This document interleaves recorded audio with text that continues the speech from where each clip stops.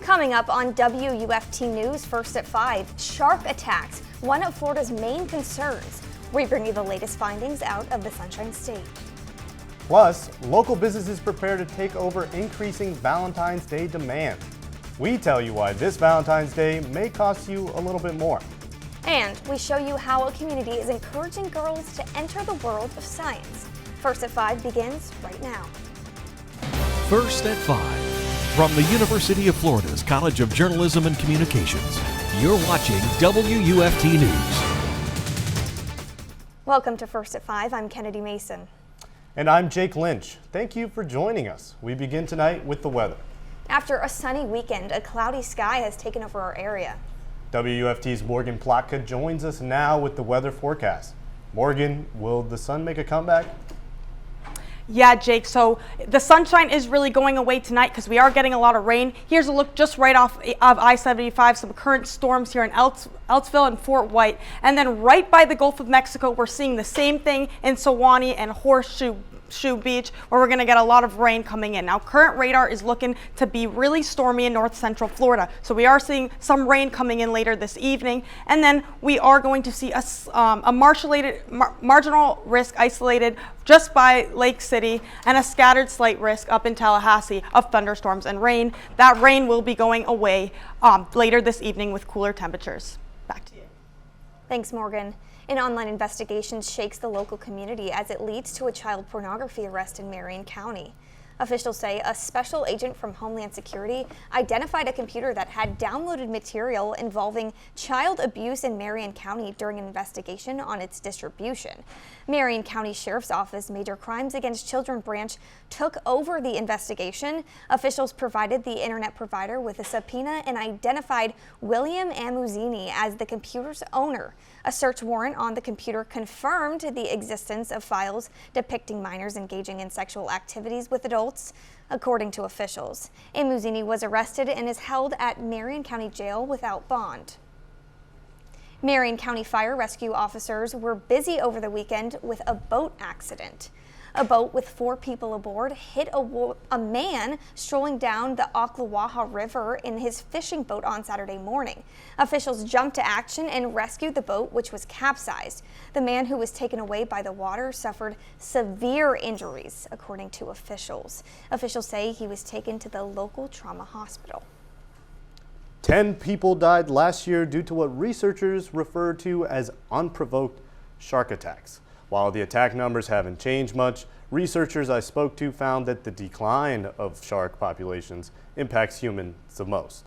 The Florida Program for Shark Research released its annual attack file this month. Florida remains the shark bite capital of the world. If these animals were out to predate humans and actively target us, there would be 100,000 shark bites a day. We don't see that. At the Florida Museum of Natural History and the UF Shark Research Lab, biologists are used to battling misinformation.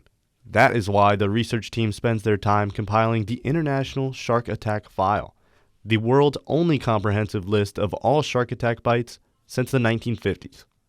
They say that while the number of shark attacks this year was normal, there is something else to be concerned about. This year is no different than any other year. That said, the number of sharks in the world oceans that have been documented by landing data around many countries around the world is down precipitously. While the most talked about sharks are what biologists refer to as the big 3, the white shark, the bull shark, and the tiger shark, there are actually around 520 species of sharks. About 30% of those are endangered and facing extinction. PhD student Joseph Miguez says losing these sharks would be bad.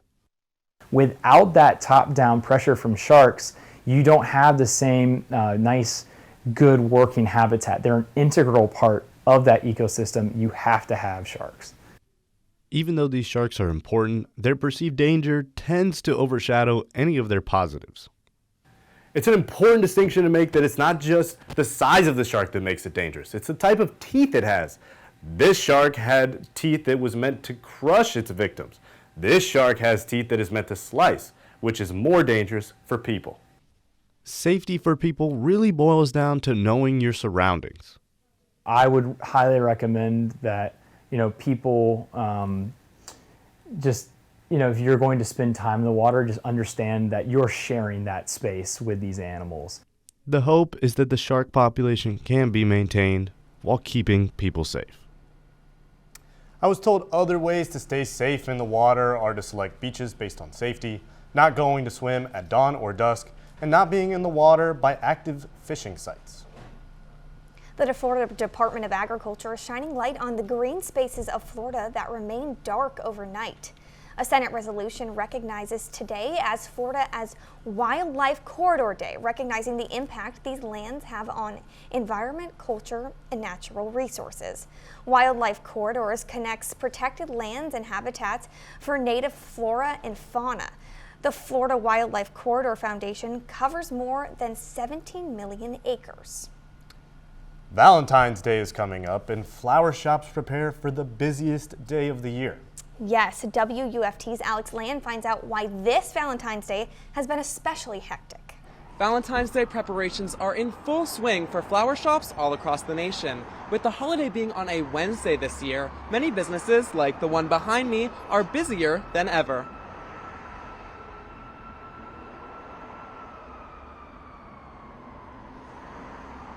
The gesture of buying someone flowers is budding in popularity this year. I equate Valentine's Day to a sprint. Everybody wants everything the same day. And so we have a couple of days to prepare and then try to get everything done on and delivered on the 14th. The plant shop florist owner Betsy Gardner says this Valentine's Day is busier than most.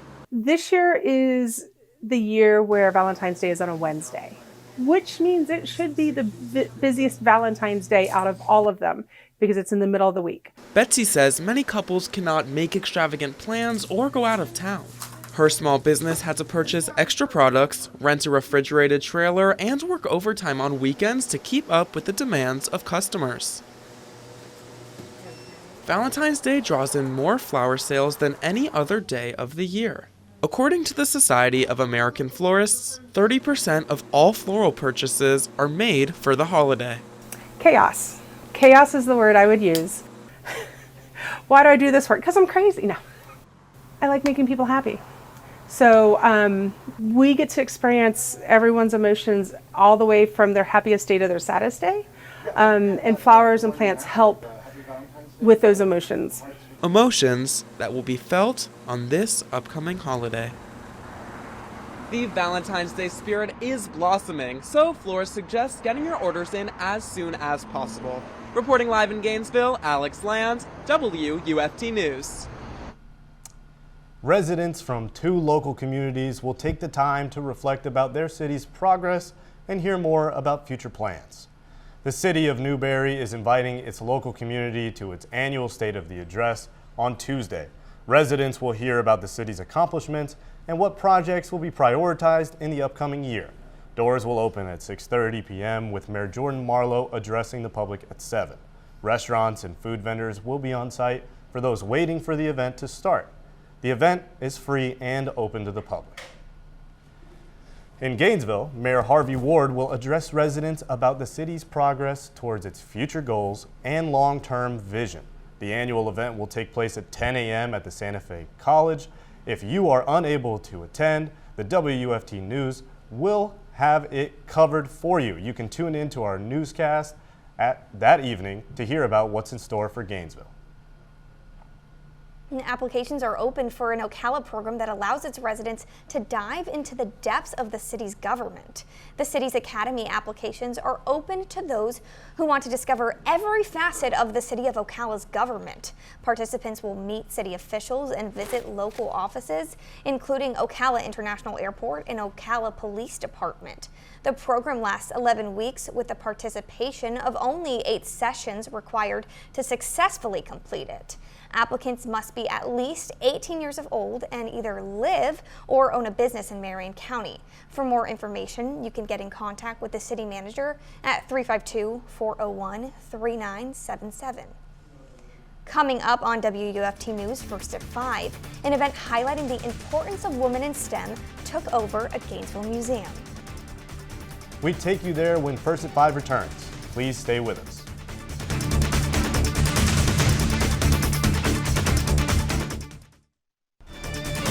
You're watching WUFT-TV News. Women and girls in science were celebrated over the weekend at Florida's Museum of Natural History. WUFT Sofia Mendez attended the event, which featured local scientists and hands-on experiments. That's right, I was able to experience a full day of activities and conversation with a variety of scientists. So this is a very exciting day. It's our Girls Do Science event, which is in honor of the UN's International Women and Girls in Science Day. So ever since 2020, the museum has taken this opportunity to showcase our women researchers that work at the museum and also in UF to come and share their knowledge. The women participating were able to share their stories of their path into science and about the many careers in science from around the world through fun activities. We have a table that is showing and highlighting the variety, like the diversity in science and scientists that we have here at the University of Florida. We also have activities for kids where they will look at different scientists and learn about their background and learn about their work. The kids had the opportunity to draw themselves as scientists. They were able to look under a microscope and see the types of specimens, insects, and leaves. Highlighting the different aspects of science itself through the many crafts, games, and interactive projects influences a kid's curiosity. I really want to get in the middle. So these two, putting them together, now they're somewhere in the middle there. Isn't that cool? So when we go outside... The event itself was dedicated to museum researcher and former island curator of Lepidoptera, the McGuire Center, Jacqueline Miller, in honor of her retirement in 2023, as she was an inspiration as a science researcher. When you think of the scientists, normally you think of like a man or something. I really would like for, to really see themselves as scientists, and, girls and, women in general just can take those kinds of cool science careers and really make a big difference in the world. Having International Women and Girls in Science Day was created in order to further achieve gender equality and encourage more female participation in science. With hands-on activities and experiments, Women and Girls Science Day was celebrated in an unforgettable way. Live in the studio, Sofia Mendez, WUFT News. Possible thunderstorms and rain happening in Gainesville later this evening. I'll tell you a little bit more after the break.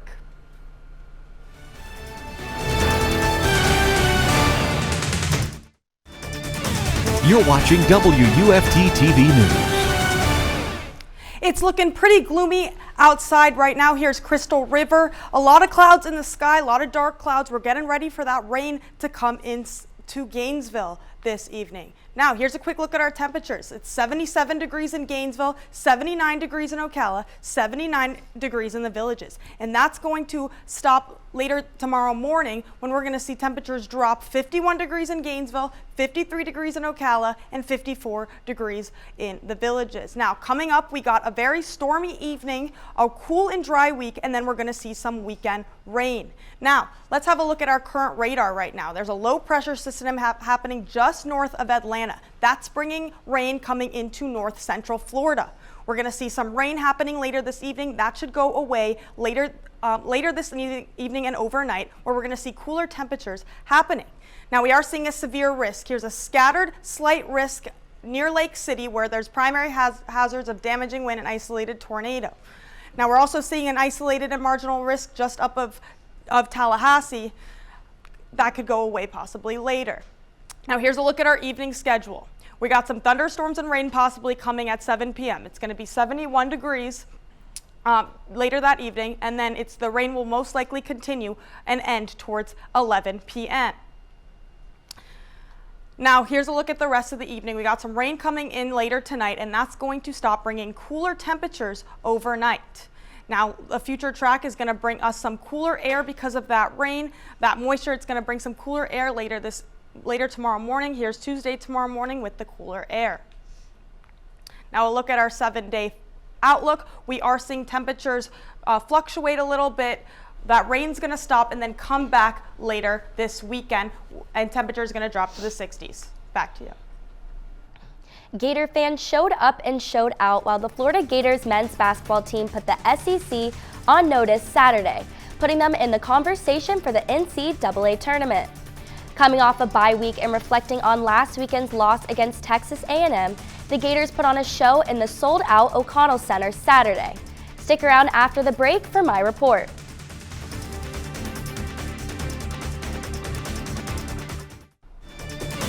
You're watching WUFT-TV News. Welcome to sports. I'm Kaylann Sims. Hot from the start, the Gators men's basketball team built a big lead against the number 16 Auburn Tigers in the first half and carried it over to the second.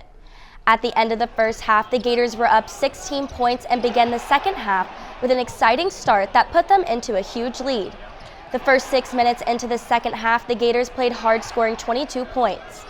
In the final 10 minutes of the game, Florida failed to score a field goal but still came out on top with an 81-65 victory.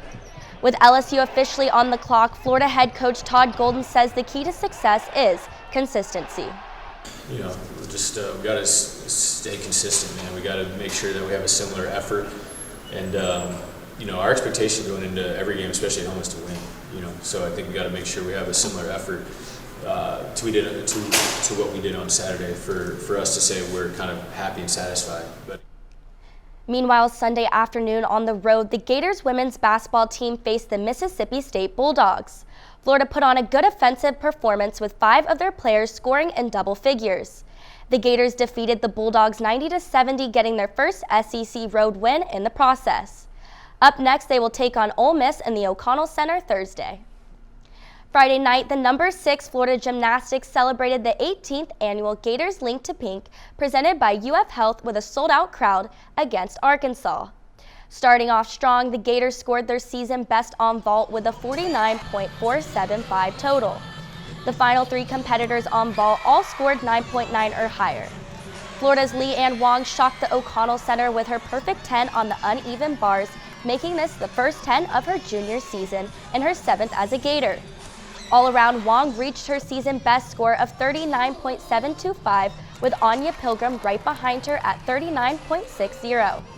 Pilgrim's score matches the nation's 2024 freshman high.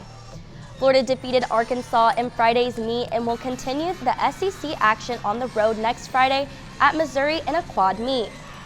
Sunday afternoon, the Florida Gators assistant women's basketball coach Ryan Howard led Team USA, scoring 25 points against Senegal in the final contest of the Olympic qualifying tournament.